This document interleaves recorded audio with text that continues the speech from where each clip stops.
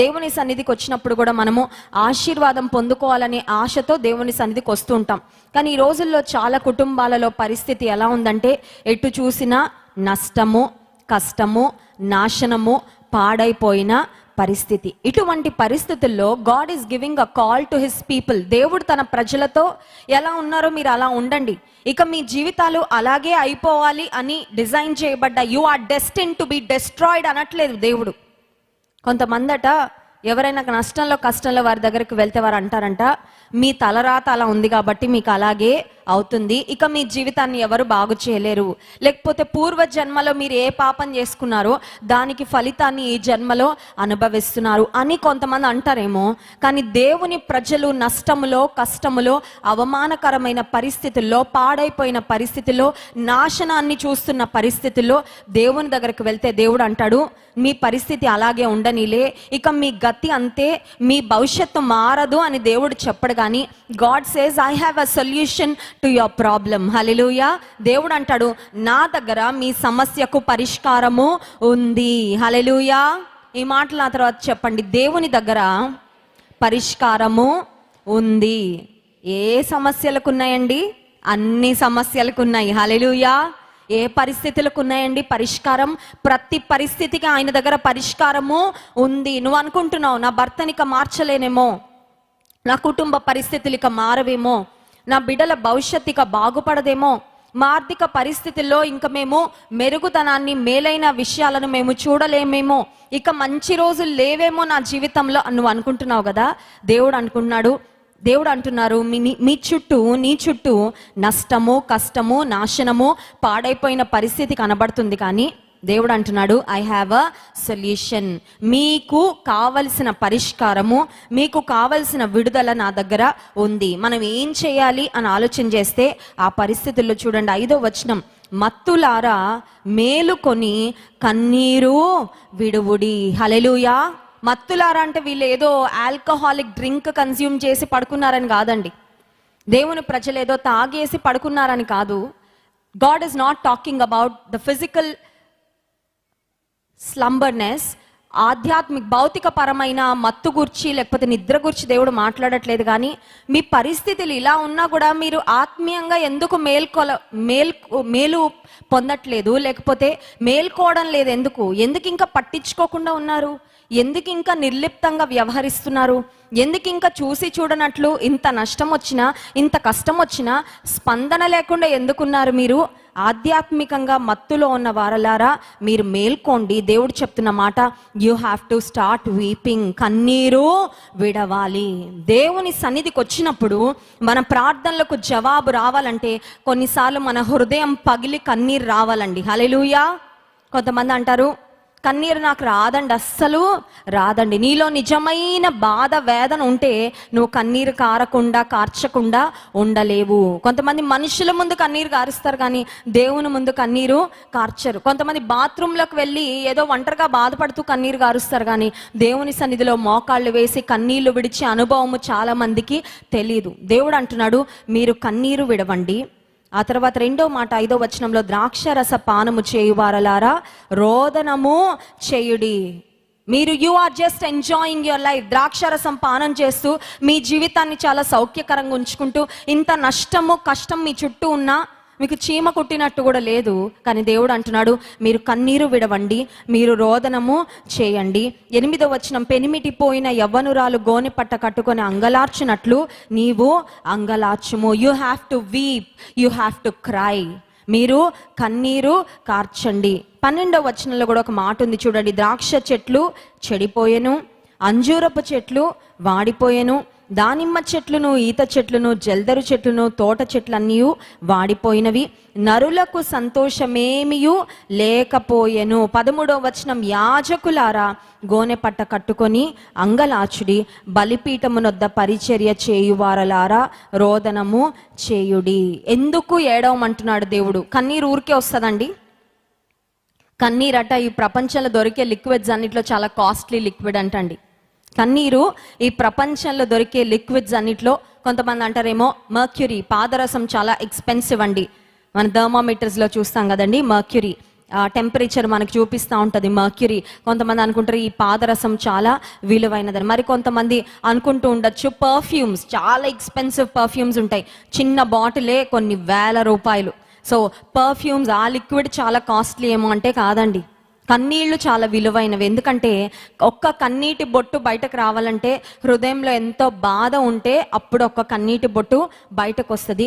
ఎందుకంటే కన్నీళ్లలో ఇమోషన్స్, భావోద్వేగాలు కూడా కలిసి వస్తాయి కాబట్టి ఆ కన్నీళ్లు చాలా విలువైనవి. ఇప్పుడు దేవుడు అంటున్నాడు, నా ప్రజలు కన్నీరు కార్చాలి, మీరు అంగలార్చాలి. అంటే కన్నీరు ఊరికే బయటకు ఒక గ్లిజరిన్ రాసుకొని, కొన్నిసార్లు చూడండి సినిమాల్లో తర్వాత సీరియల్స్లో నటించే వాళ్ళకి ఊరికూరికే వచ్చేస్తూ ఉంటాయి కదండి. ఎలా వస్తాయి వాళ్ళకంటే వాళ్ళ కళ్ళకి ఏవో రాస్తూ ఉంటారంట గ్లిజరిన్ అని.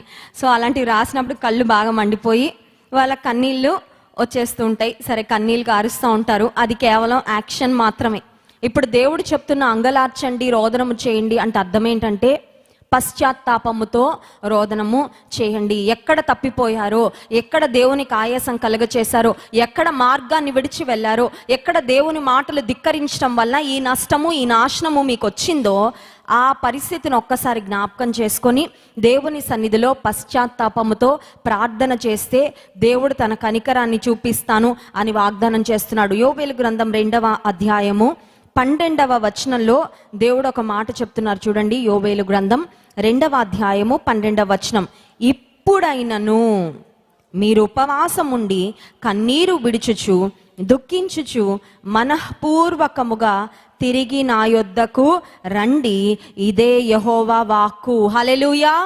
నీవు అనుకుంటున్నావు కదా, జరగాల్సిన కష్టమంతా, పొందాల్సిన నష్టమంతా పొందానండి, చూడాల్సిన నాశనం అంతా చూశానండి, ఇక ఏమీ మిగిలి లేదు, అంత నాశనమే, అంత లాస్ అయిపోయాం. కొన్నిసార్లు చూడండి, కుటుంబంలో కుటుంబ యజమానుడు రాంగ్ డెసిషన్స్ తీసుకోవడం వల్ల, తప్పుడు నిర్ణయాలు తీసుకోవడం వలన, తెలివి తక్కువ నిర్ణయాలు తీసుకోవడం వల్ల, కొన్నిసార్లు జూదంలో లేకపోతే మద్యపానంతో, డ్రగ్స్తో ఇలాంటి వాటికి అలవాటు అయిపోయి కష్టార్జితం అంతా కూడా లోకానికి దారబోసిన తర్వాత కుటుంబం అంతా ఖాళీ చేతులతో మిగిలిపోయి ఆ భార్య పిల్లలు ఇలా దిక్కులేని పరిస్థితిలో మేము ఉండడానికి మా తండ్రే కారణమండి. ఇలాంటి దిక్కులేని పరిస్థితిలో ఉండడానికి ఎవరో మమ్మల్ని మోసం చేశారండి, ఇక రెస్టోర్ అవ్వడానికి ఛాన్స్ లేదు.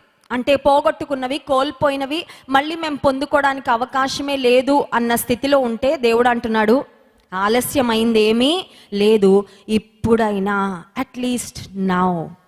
కొన్నిసార్లు మనం అనుకుంటాం ఇంకొంచెం ముందు, 1 సంవత్సరం క్రితం నేను రక్షణ పొందుంటే ఎంత బాగుండు, ఒక 2 సంవత్సరాల క్రితం నేను దేవుని కొరకు ఇలా జీవించుంటే ఎంత బాగుండు, ఎంత సమయం వేస్ట్ అయిపోయిందో, ఎన్ని అవకాశాలు కోల్పోయాను, ఎన్నిసార్లు దేవుని మాట వింటూ కూడా నేను ఆయన మాటను ధిక్కరించాను అని బాధపడుతూనే ఇప్పుడు కూడా సరైన నిర్ణయాలు తీసుకోకుండా అలాగే జీవితాన్ని సాగిస్తూ ఉంటారు చాలామంది. దేవుడు అంటున్నాడు, అయిపోయింది, నష్టము కష్టము నాశనం అంతా వచ్చేసింది, అట్లీస్ట్ ఇప్పుడైనా, at least from today, at least from now, ఇప్పుడైనా మీరు ఉపవాసం ఉండి కన్నీరు విడుచుచు దుఃఖించుచు మనఃపూర్వకముగా. ఇక్కడ 2 కీవర్డ్స్ ఉన్నాయి ఈ వచనంలో. ఒకటి ఇప్పుడైనా, ఇప్పుడొచ్చినా దేవుడు ఆదుకుంటాడా?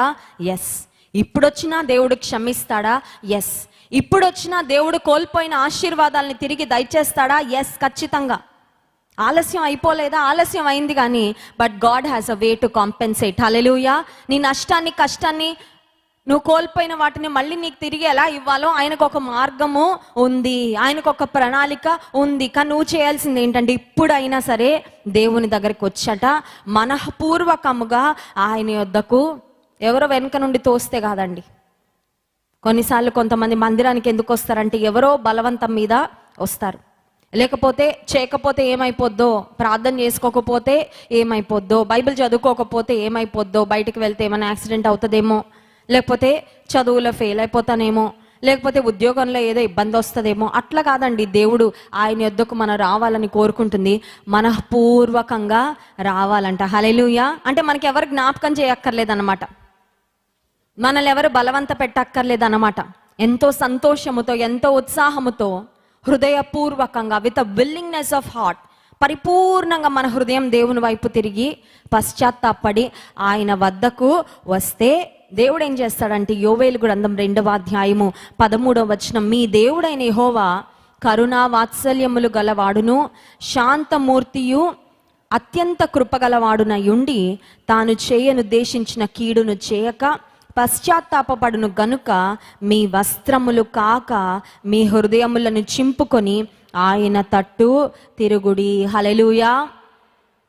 పాత నిబంధన కాలంలో దేవుని ప్రజలు దేవునికి విరోధంగా పాపం చేసి దేవుడు వారిని శత్రువులకు అప్పగించినప్పుడు, శ్రమలకు దేవుడు అప్పగించినప్పుడు బూడిదలో కూర్చొని గోనె పట్ట కట్టుకొని వస్త్రాలను చింపుకొని దేవునికి చూపించేవారు అనమాట. దేవా, మేము నిజంగా పశ్చాత్తాపడుతున్నాము అన్నదానికి సూచనగా గోనె పట్ట వేసుకోవడం, వారు వేసుకున్న మంచి వస్త్రాలు చింపేసుకోవడం, ఆ తర్వాత బూడిద తల మీద వేసుకొని లేకపోతే బూడిదలో కూర్చొని, దేవా మా పరిస్థితి ఇలా అయిపోయింది, దిక్కులేని స్థితిలో మేము ఉన్నాము కానీ పశ్చాత్తాపడుతున్నామని దేవునికి చూపించేవారు ఒక ప్రత్యక్షంగా కొన్ని కార్యాలు చేయడం ద్వారా. ఇప్పుడు దేవుడు అంటున్నాడు, మీ వస్త్రాలు చింపుకొని నాకేదో మీరు పశ్చాత్తాపడుతున్నారని మీరు చూపించాల్సిన అవసరం లేదు, మీ హృదయాలను చింపుకుంటే చాలు. హల్లెలూయా. దేవుని ఎడల మన భక్తి, మన విశ్వాసం ఎలా ఉందో అది పబ్లిక్గా మనం డిస్ప్లే చేసేదానికంటే ముందు దేవుని ఎదుట మనము కనుపరచాలండి. చాలాసార్లు మనుషుల ముందు మన భక్తిని చూపించుకోవడానికి ఎంత ప్రయాసపడతామో, కానీ దేవుని ఎదుట ఆ భక్తి యథార్థమైనదిగా ఉందా లేదా అని చాలాసార్లు ఆలోచించమండి. మనుషుల ఎదుట భక్తిగా ఉన్నట్టు, మనుషుల ఎదుట మంచిగా ఉన్నట్టు కొన్ని మాటలు, even though we don't mean them, మనకి హృదయంలో హృదయపూర్వకంగా కొన్ని మాటలు రావు, కానీ మనుషుల ముందు నాకు చాలా సంతోషంగా ఉందండి, లేకపోతే నేను మీ గురించి ఇలా ఆలోచించేశానండి, మీ గురించి ఇలా ప్రార్థన చేసేసానండి కొంతమంది చెప్తా ఉంటారండి. ఎందుకంటే మనుషులని మభ్యపెట్టడానికి, నమ్మించడానికి. వాళ్ళు ఆలోచించి ఉండరు, ప్రార్థన చేసి ఉండరు, ఏం చేసి ఉండరు, కానీ మనుషుల ముందు మాత్రం మనుషుల మెప్పు కొరకు మీ గురించి ఎంత ఆలోచిస్తున్నామో అండి, మీ కొరకు ఎంత ప్రయాసపడుతున్నామో అండి, మీ కొరకేనండి ఇది చేసింది. కొన్నిసార్లు అలా చెప్తా ఉంటాం మనుషుల ఎదుట, మనుషుల మెప్పు సంపాదించుకోవాలని. ఇప్పుడు దేవుడు అంటున్నాడు, మీ వస్త్రాలను చింపుకొని ఏదో మనుషులకు కనబడేటట్టు మీరు పశ్చాత్తాపడుతున్నారని కాదు, మీ హృదయాలను చింపుకోండి. మీ హృదయాలను చింపుకోవడం అంటే అర్థం ఏంటో తెలుసా? మన స్థితి ఏంటో మనం గుర్తించడం. మన ఒక్కొక్కరికి తెలుసు, మన దౌర్భాగ్యత ఏంటో మనకే బాగా తెలుసు, అందరికంటే కదండి. మన బలహీనతలు ఏంటో మనకే బాగా, మన మైనస్ పాయింట్లు ఏంటో మనకే తెలుసు బాగా. మనం దేవునికి ఎప్పుడు ఆయాసాన్ని కలగజేసాం మనకే బాగా తెలుసు అండి, మనకి ఎవరు చెప్పక్కర్లేదు. ఒకవేళ బయట వ్యక్తుల దగ్గరికి వెళ్తే వాళ్ళు అంటారేమో, నా జీవితంలో నేను చూసిన భక్తి పర్రాలు మీరేనండి అంటారేమో. ఆ సర్టిఫికేట్ మనకు ఒకవేళ మనుషుల దగ్గర రావచ్చు, కానీ మనకు తెలుసు, we know where we have fallen. పోయిన వారంలో లేకపోతే గడిచిన దినము, నిన్నటి దినం మనం ఏం తప్పులు చేసామో కూడా మనకి బాగా తెలుసు. దేవుడు అంటున్నాడు, మీ వస్త్రాలను చింపుకోవాలని నేను ఎక్స్పెక్ట్ చేయట్లా, మీ హృదయాలను మాత్రం చింపుకొని నా తట్టు తిరగండి. 15వ వచనం, సియోనులో బాకా ఊదుడి, ఉపవాస దినము ప్రతిష్ఠించుడి. When was the last time you fasted and prayed? ఉపవాసము చేసి ఎన్ని రోజులైంది? ఉపవాసం ఎప్పుడైనా చేశారా? ఉపవాసం అంటే ఏంటండి? కొంచెం సుఖాన్ని పక్కన పెట్టడం, అవునా కదా? ఈ పేగులు గట్టిగా కేకలేస్తూ ఉంటాయి ఉపవాసం ఉన్నప్పుడు. ఉపవాసం ఉన్నప్పుడు మంచి స్మెల్స్ వస్తూ ఉంటాయి కిచెన్లో నుంచి కదండి. పక్క వాళ్ళ కిచెన్లో స్మెల్స్ కూడా వచ్చేస్తూ ఉంటాయి మనకు ఉపవాసం ఉన్నప్పుడు. ఎందుకంటే ఆ ముక్క అంత బాగా పనిచేస్తూ ఉంటుంది. అబ్బా, చికెన్ బిర్యానీ ఒక్క నిమిషంలో ఆర్డర్ చేసుకొని ఉపవాసం బ్రేక్ చేసేయాలనిపిస్తుంది, అవునా కదా? నోరు ఊరిపోతూ ఉంటుంది. కొంతమందికి ఉపవాస ప్రార్థనలో మోకాలు వేయగానే కళ్ళ ముందుకి వాళ్ళకి ఇష్టమైనవన్నీ అపవాది, చికెన్ బిర్యానీ, గులాబ్ జామున్, మటన్ బిర్యానీ ఇవన్నీ వచ్చేస్తూ ఉంటాయి. అబ్బా అబ్బా అబ్బా, ఇక జీవితంలో ఎప్పుడు తినలేదన్నట్టు, ఇక జీవితంలో తినే అవకాశం మళ్ళీ రాదన్నట్టు ఈ శరీరం అంటూ ఉంటుంది, తిని ఏం పర్వాలేదు. ఉపవాసం అంటే అర్థం ఏంటో తెలుసా? నీ సుఖానుభవాన్ని, ఉపవాసం ద్వారా విశ్వాసులకు జరిగే ఒక కార్యం ఏంటంటే, it is one way of surrendering your body and your flesh. ఈ శరీరాన్ని నలగొట్టుకోవడానికి ఒక మంచి విధానం అండి. హల్లెలూయా.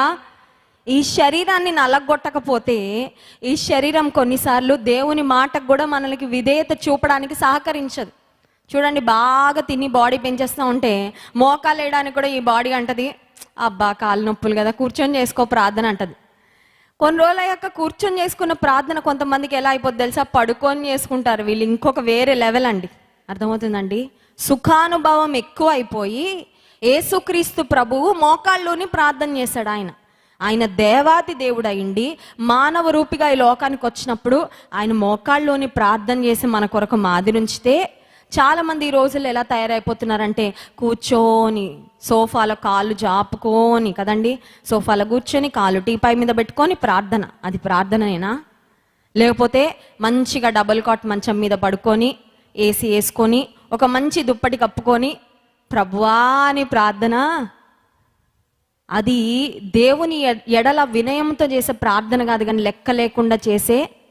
వాళ్ళు హాస్పిటల్లో ఐసీయూ బెడ్లో ఉండి ఒక ఆక్సిజన్ పెట్టుకొని పడుకొని నువ్వు చేస్తే ప్రార్థన పర్వాలేదు, ఎందుకంటే నీ పరిస్థితి నువ్వు లేచే పరిస్థితి కాదు కాబట్టి. కానీ మోకాళ్ళలోని ప్రార్థన చేయలేకపోతున్నామంటే ఈ శరీరానికి మన సుఖానికి మనం ఎక్కువ విలువిస్తున్నాం అన్నమాట దేవుని కంటే. దేవుడు అంటున్నాడు ఉపవాస దినము ప్రతిష్ఠించండి. ఒక రోజు పెట్టుకొని జీవితంలో ఉపవాసము ఉండడానికి, లేకపోతే దేవుడు నీకు ప్రేరేపణిస్తే కొన్ని రోజులుండు ఉపవాసం. నీ జీవితము కొరకు, నీ భవిష్యత్తు కొరకు, ఆత్మీయంగా నువ్వు స్థిరపడుట కొరకు, నీ కుటుంబం కొరకు, దేవుని సన్నిధిలో అంగలార్చడానికి, దేవుని వైపుకు తిరగడానికి. ఉపవాస ప్రార్థన వల్ల వచ్చే ఇంకొక బెనిఫిట్ ఏంటంటే నువ్వు భోజనం కొరకు వెచ్చించే సమయం వేస్ట్ అవ్వదు, ఆ సమయాన్ని కూడా నువ్వు ప్రార్థన కొరకు వెచ్చించవచ్చు. హల్లెలూయా. కొంతమంది స్లో ఈటర్స్ ఉంటారు కదండి, అరగంట తింటారు, కూర్చుంటే ఆ కొత్తిమీర కరివేపాకు అన్ని పక్కన పెట్టడానికి 5 నిమిషాలు, ఆ తర్వాత ఆ టీవీ ఆన్ చేసుకొని వాళ్ళకి ఇష్టమైన ఛానల్ ట్యూన్ చేసుకోవడానికి ఇంకొక 5 నిమిషాలు, ఇంకా ప్లేట్ పట్టుకొని మెతుకు తింటా ఉంటే అరగంట అయిపోద్ది. ఇప్పుడు ఉపవాస ప్రార్థన ద్వారా, ఉపవాసం ఉన్నప్పుడు you don't have to think about eating. Plate కడగక్కర్లేదు, ప్లేట్లో పెట్టక్కర్లేదు, ప్లేట్లో అన్ని ఖాళీ చేయక్కర్లేదు కదండి, ఇవంతా ఉండదు. ఆ సమయాన్ని కూడా నీవు దేవునితో సహవాసము కొరకు గడపవచ్చు. హల్లెలూయా. సో ఉపవాస దినము ప్రతిష్ఠించుడి. అలా గనక దేవుని సన్నిధిలో మొదటిది పశ్చాత్తాపపడి, రెండవది మనఃపూర్వకంగా ఆయన యొద్దకు వచ్చి, మూడవది కన్నీళ్లు విడిచి, నాలుగవది ఉపవాస దినమును ప్రతిష్ఠించి ఆయన వైపు తిరిగితే దేవుడు ఏం చేస్తాడంటే, చూడండి దేవుడు ఇస్తున్న శ్రేష్టమైన వాగ్దానము. యోవేలు గ్రంథం 2వ అధ్యాయము 25వ వచనం. మీరు కడుపార తిని తృప్తి పొంది మీ కొరకు వింత కార్యములను జరిగించిన మీ దేవుడైన యెహోవా నామమును స్తుతించినట్లు నేను పంపిన మిడతలను, గొంగల పురుగులను, పసరు పురుగులను, చీడ పురుగులను అను నా మహా సైన్యము తినివేసిన సంవత్సరముల పంటను మీకు మరలా ఇత్తును. హల్లెలూయా. పోయిన పంట మళ్ళీ వస్తుందా? కోల్పోయిన ఆశీర్వాదాలు మళ్ళీ వస్తాయా? చాలా నష్టం పొందుకున్నానండి, అసలు ఆ నష్టం పూరించబడుతుందా? Is it possible? చాలా లోతుకు దిగిపోయామండి మేము, కానీ పైకి లేవనెత్తబడగలమా? అందరూ మమ్మల్ని చాలా నీచంగా చూస్తున్నారండి, మళ్ళీ సమాజంలో ఒక విలువ మాకు వస్తుందా? We have lost everything, can we regain? మేము తిరిగి పొందుకోగలమా? అంటే నీవు ఉపవాసం ఉండి హృదయపూర్వకంగా దేవుని వైపు తిరిగి రోదనము చేసి అంగలారిస్తే దేవుడు అంటున్నాడు, ఒక సమయం మీకు ఇస్తాను, మీరు కడుపారా తిని తృప్తి పడే రోజు ఒకటి వస్తుంది. హల్లెలూయా. ఈ రోజుల్లో చాలా మందికి ఉన్న కష్టాలను బట్టి ఎంతో శ్రేష్టమైన ఆహార పదార్థాలు వండుకున్న వాటిని తినాలనిపించదండి. ఇంత కష్టం ఉంది, ఇంత బాధ ఉంది, ఏం తింటాం? కొంతమంది ప్లేట్ ముందు పెట్టుకొని ఆ ప్లేట్లోనే వాళ్ళ కన్నీళ్ళు గారుతూ ఉంటాయి, ఎందుకంటే పరిస్థితి బాలేదండి, ఇది తినాలని కూడా అనిపించట్లేదండి, ఈ భోజనం తింటున్నా కూడా ఏదో తృప్తి మాత్రం అనిపించట్లేదు, మనసు నిండా బాధ, మనసు నిండా దిగులు, వేదన, మాకున్న కష్టాలు, మాకున్న పరిస్థితులే జ్ఞాపకం వస్తున్నాయి. దేవుడు అంటున్నాడు, నీవు హృదయపూర్వకంగా నా వైపు తిరిగితే ఒక రోజు వస్తుంది, ఒక సమయము వస్తుంది, మీరు కడుపార తిని తృప్తి పొంది మీ కొరకు వింత కార్యములు జరిగించిన యెహోవాను స్తుతిస్తారంటండి. హల్లెలూయా. స్తుతించే దినం ఒకటి వస్తుంది. స్తుతించే దినము రావాలంటే కన్నీరు గార్చే దినం ఒకటి ఉండాలి, పంట కోసే దినం ఒకటి రావాలంటే విత్తనాలు విత్తే దినం ఉండాలి. అవునా కాదా? అందరికీ పంట కోయాలని ఉంటుందా? ప్రతి ఒక్కరికి ఉంటుంది కదండి. మంచి పంట, మంచి ప్రతిఫలం, మంచి దీవెన. నువ్వు విత్తనాలు విత్తకుండా పంట ఎలా వస్తుంది? విత్తనం అంటే ఏంటి? విశ్వాసి నాటే విత్తనాలు ఏంటంటే ప్రార్థన, పశ్చాత్తాపము, ఉపవాసము, దేవుని సన్నిధిలో మనం వేసే విత్తనాలు. హల్లెలూయా. నువ్వు ఎంతగా విత్తుతావో అంతగా పంట చూస్తావు. కన్నీరు కారుస్తూ పిడికెలతో విత్తనములు చేత పట్టుకొని దుఃఖపడుతూ విత్తేవారు ఆనందగానముతో పంట కోస్తారని దేవుడు వాగ్దానం చేస్తున్నాడు. హల్లెలూయా. ఈరోజు ఎవ్వరికి కనపడకుండా నువ్వు రోదనం చేస్తున్నావేమో, నీ గదిలో ఒక్కదానివే కుమిలి ఏడుస్తున్నావేమో. నీ కష్టాలను బట్టి ఒక సమయం వస్తుంది, నీవు కోల్పోయినవన్నీ దేవుడు తిరిగి దయచేయబోతున్నాడు. హల్లెలూయా. నమ్మిన వారు ఒకసారి స్తోత్రం చెప్దామా? హల్లెలూయా. డాక్టర్స్ అంటున్నారేమో, ఇంక ఈ ఆరోగ్య పరిస్థితి వచ్చింది కాబట్టి you cannot go back to your old condition. ఎంతకు ముందు ఎలా ఆరోగ్యంగా ఉన్నారో మళ్ళీ అలా అయితే రాదండి. లేకపోతే ఈ కాలు మళ్ళీ అలా రాదండి, ఈ చెయ్యి మళ్ళీ అలా రాదండి, మళ్ళీ ముందులాగే యాక్టివ్గా అయితే ఉండలేరండి. ఇంతవరకు అయితే మేము గ్యారంటీ చేయగలం, కానీ ఇంకంతకంటే వీ కాంట్ గ్యారంటీ రెస్టరేషన్. ఒకవేళ లోకస్తులు అలా చెప్తున్నారేమో, ఒకవేళ నీ మనసు అంటుందేమో కోల్పోయినదంతా మళ్ళీ తిరిగి వస్తుందా? దేవుడు అంటున్నాడు, మిడతలు, చీడ పురుగులు, పసర పురుగులు, గొంగలి పురుగులు తినివేసిన సంవత్సరముల పంట అంట. హల్లెలూయా. మిడతలు, గొంగలి పురుగులు, చీడ పురుగులు, లేకపోతే ఇవన్నీ కూడా పసర పురుగులు కొన్ని సంవత్సరాల పాటు నష్టాన్ని కలుగచేసాయి. దేవుడు అంటున్నాడు, అదంతా లెక్కగట్టి ఎన్ని సంవత్సరాలైతే నువ్వు నష్టపోయావో అదంతా మళ్ళీ తిరిగి ఇచ్చేస్తానంటున్నాడు. హల్లెలూయా. ఇంతకంటే ఏం కావాలండి? దేవుడు నీ కోల్పోయిన సంవత్సరాల పంటలో ఒక్క నెల పంట మాత్రం ఇస్తాననట్లేదు. కొన్నిసార్లు కొంతమంది మనకి నష్టాన్ని కలుగజేసిన వారు అంటారు, మీ దగ్గర చాలా డబ్బులు తీసుకున్నామండి, మీకు ఇచ్చేస్తామని చెప్పాం కానీ మాకే నష్టం వచ్చింది, అందులో సగం మాత్రం ఇస్తామండి, మిగతా మాత్రం మేము ఇవ్వలేమంటారు కదండి. మనుషులు కొన్నిసార్లు మనకిచ్చే మాటలు, మనకు చేసే వాగ్దానాలు అలా ఉంటాయి. కానీ దేవుడు ఇస్తున్న మాట, దేవుడు సెలవిస్తున్న మాట, ఎన్ని సంవత్సరాలైతే నువ్వు నష్టాన్ని చూసావో, ఎన్ని సంవత్సరాలైతే నువ్వు కష్టాన్ని, పాడైపోయిన పరిస్థితులను అనుభవించావో, దేవుడు అంటున్నాడు ఆ సంవత్సరాలన్నిటిని లెక్కగట్టి తిరిగి నీకు అనుగ్రహిస్తాను. హల్లెలూయా. ఇంకొక శ్రేష్టమైన మాట యోవేలు గ్రంథము 2వ అధ్యాయంలోనే మనం గమనిస్తాం. చూడండి, యోవేలు గ్రంథం 2వ అధ్యాయము 21వ వచనం. యోవేలు గ్రంథము 2వ అధ్యాయము 21వ వచనం. దేశమా భయపడక సంతోషించి గంతులు వేయుము, యెహోవా గొప్ప కార్యములు చేసెను. హల్లెలూయా. ఈ మాటలు చెప్పండి విశ్వాసముతో. యెహోవా గొప్ప కార్యములు చేసెను. చేసెను అంటే చేసేసాడంతే. కొంతమంది అంటారు చేస్తే బాగుండు అంటారు. కొద్దిగా విశ్వాసం ఉన్న వాళ్ళు ఏమంటారంటే దేవుడు గొప్ప కార్యాలు చేస్తే బాగుండు. కొంతమంది అంటారు దేవుడు గొప్ప కార్యాలు చేస్తాడేమో అండి అని, అంటే అందులో కొద్దిగా డౌట్ కూడా ఉందన్నమాట. మరి కొంతమంది అంటారు దేవుడు గొప్ప కార్యములు చేస్తే చూడాలని ఉందండి, అదొక ఆశ. కానీ ఇక్కడ రాయబడిన మాటలు, ఈ మాటలలో ఒక ష్యూరిటీ ఉంది కదండి, ఒక నిశ్చయత ఉంది. పొందుకుంటాము, పొందాము అన్న విశ్వాసం ఉంది. హల్లెలూయా.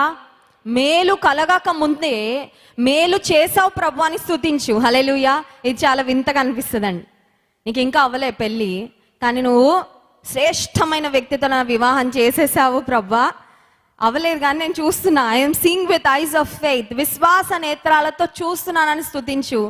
నువ్వు విశ్వాస నేత్రాలతో చూసినది దేవుడు నెరవేర్పులోకి తీసుకొస్తాడు. హల్లెలూయా. మా తల్లిదండ్రులకు మేము 3 ఆడపిల్లలం.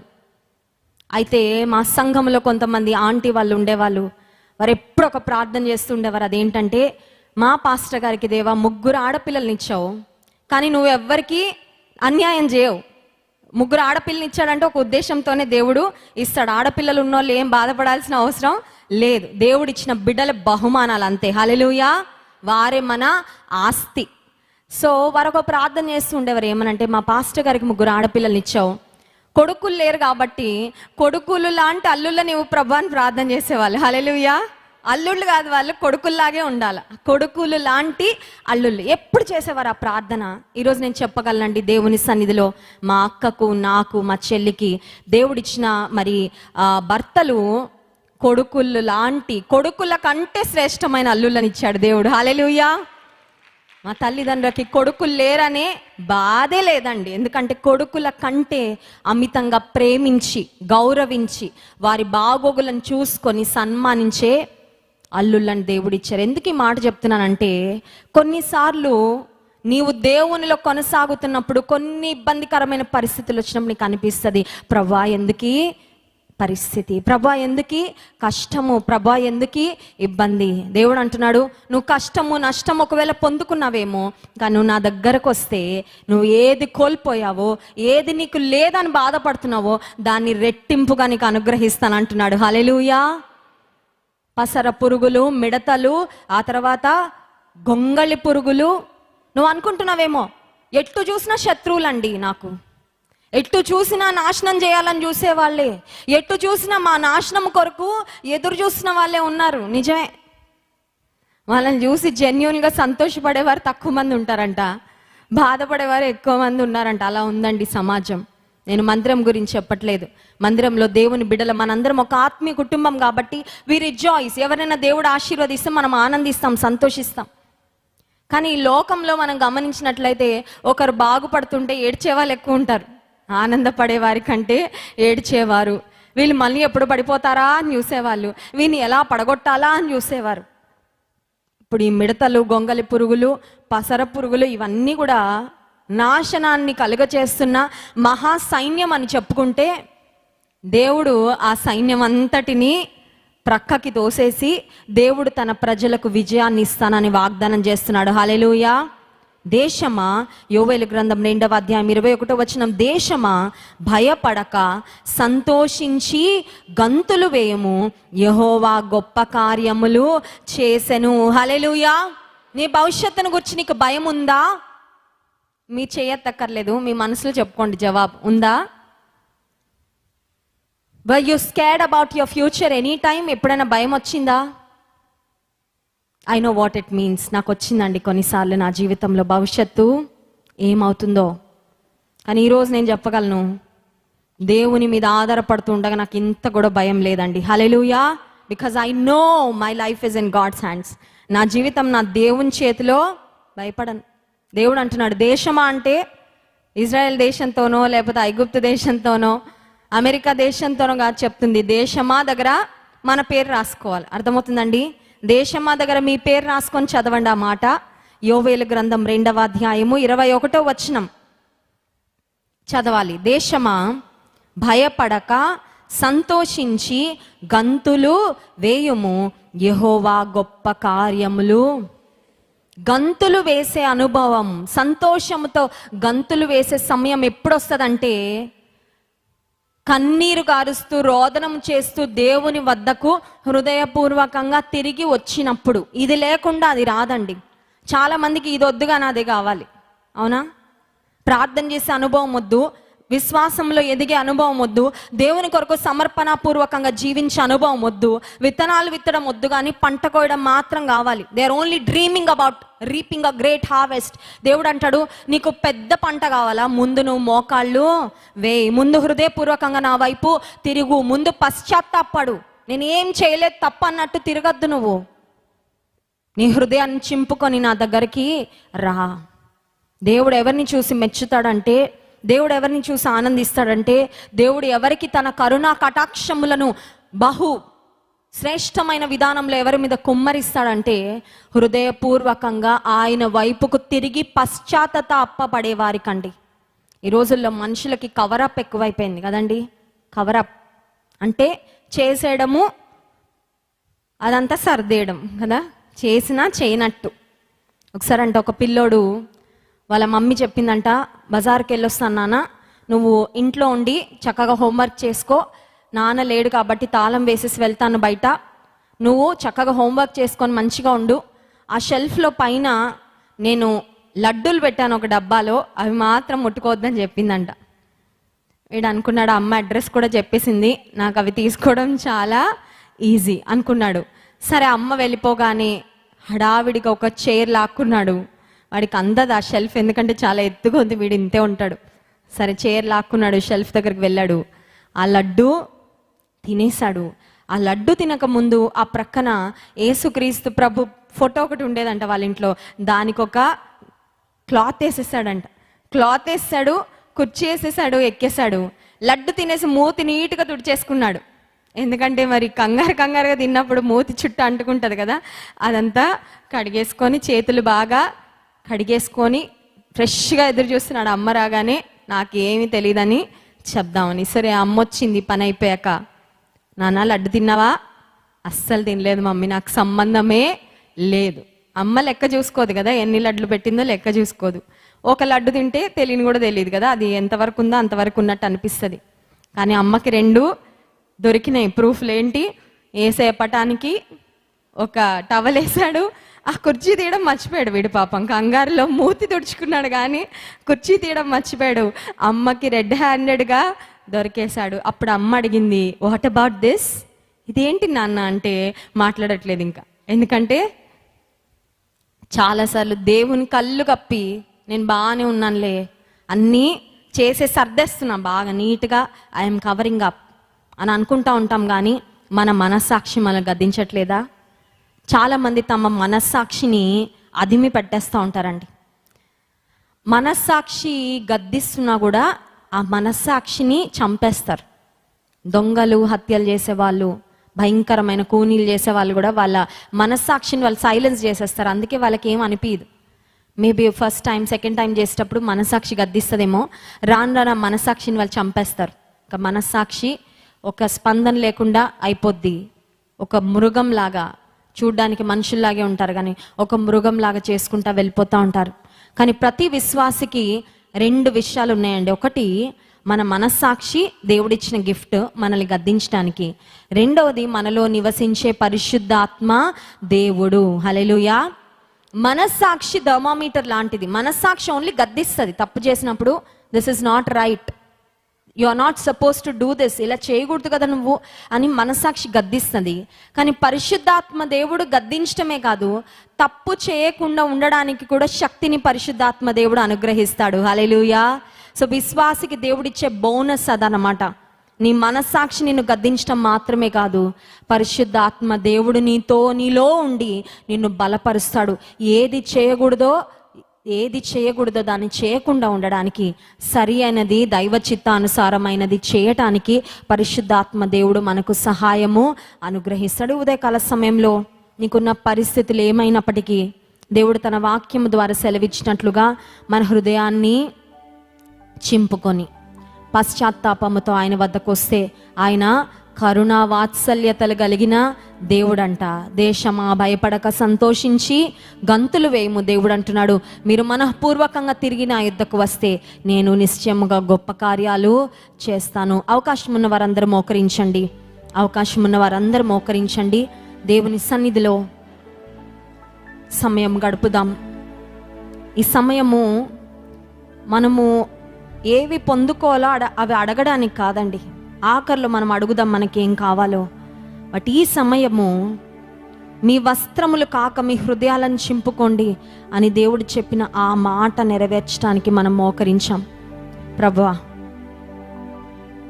నన్ను నీ సన్నిధిలో పరీక్షించుకుంటున్నానయ్యా.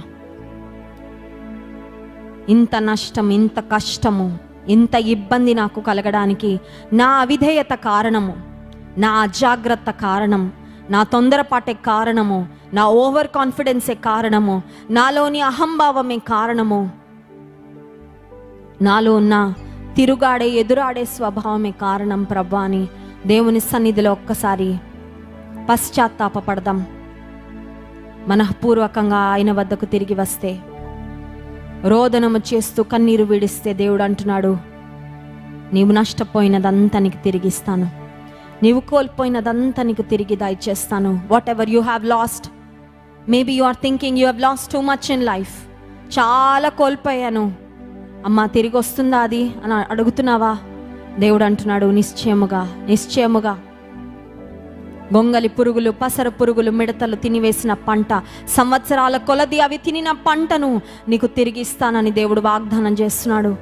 కానీ కోల్పోయిన వాటిని పొందుకోవాలంటే, నష్టము కష్టం అంతటిని దేవుడు పూరించి ఆశీర్వాదములోనికి నిన్ను నడిపించాలంటే నీవు ఆయన వైపుకు తిరగాలి. నువ్వు పశ్చాత్తాపపడాలి, దేవుని సన్నిధిలో మొరపెట్టుకోవాలి. నీ పాపము, నీ కుటుంబీకుల పాపము దేవుని సన్నిధిలో ఒప్పుకో. మేమంతా బాగున్నామండి, మేమంతా నీతిమంతులమే, అందరు తప్పు చేశారు కానీ మేమేం చేయలేదండి అన్న ధోరణిలో నీవు ఉంటే దేవుని కనికరాన్ని పొందుకోలేవు.